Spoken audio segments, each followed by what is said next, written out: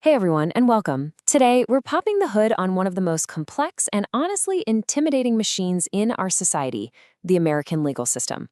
We're going to treat this like a user's guide, looking at how it's built, how it actually runs, and how regular people like you and me, can navigate it when something goes wrong. So let's get into it and see how this whole thing really works. Our guide for this journey is the Robinson family. Okay, so picture this. It's 1976, and they just bought a brand new Audi in New York. The next year, they're on a big road trip, moving to a new life in Arizona. But on a highway in Oklahoma, their car gets hit from behind. A fire breaks out, and it's bad. Kay Robinson and her two kids are severely injured. The Robinsons were convinced that the fire shouldn't have happened. They believed the whole thing was caused by a dangerous design flaw in the car's fuel system. They wanted to hold the car company accountable. But how? Where do you even start? This is the central question for anyone who's been wronged. How do you get the gears of the legal system to start turning for you?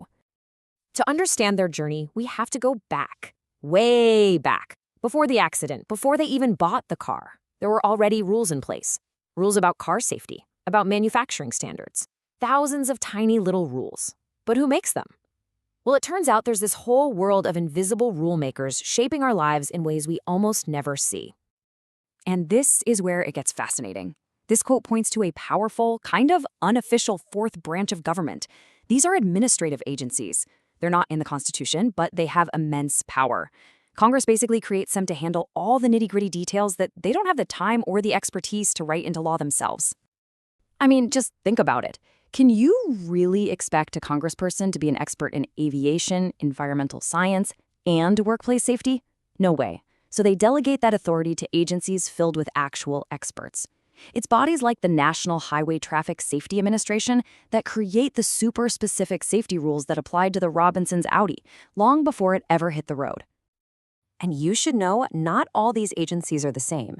You've got executive agencies, like the FDA or OSHA, which are directly under the president's control.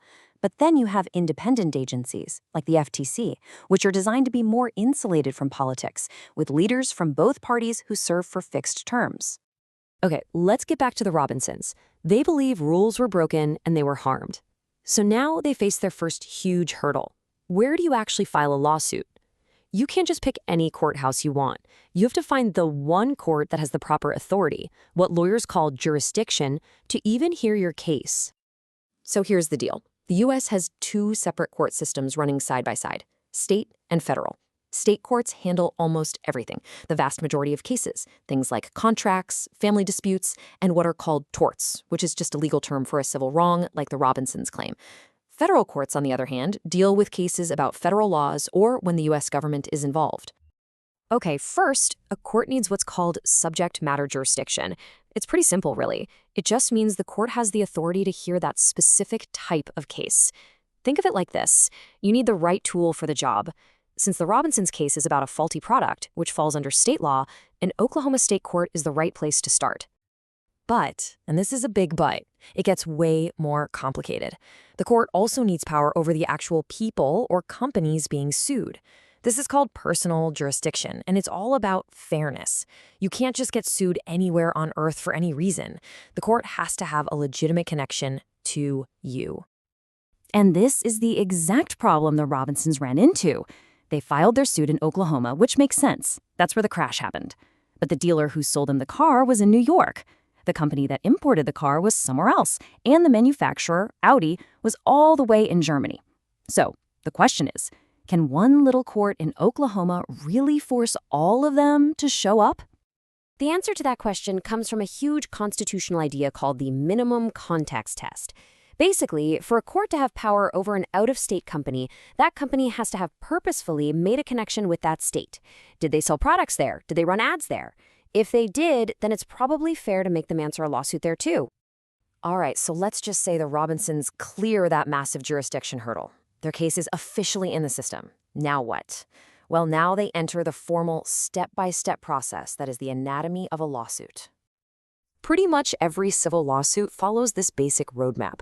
It all kicks off with the pleadings. Then comes what is often the most important phase, discovery. This is where you find out what the other side really knows. After some pretrial maneuvering, you might finally get to trial. And even after all that, there's always the chance of an appeal. So the pleadings are the opening shots. The plaintiff, in this case the Robinsons, files a complaint. This is the document that tells their story and lays out their legal claims.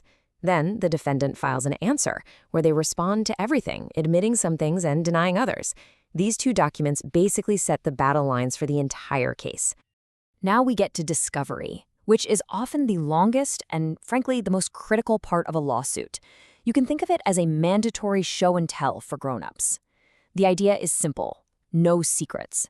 Both sides have to put all their cards on the table and show the other side all the relevant evidence they have. No surprise witnesses, no hidden memos.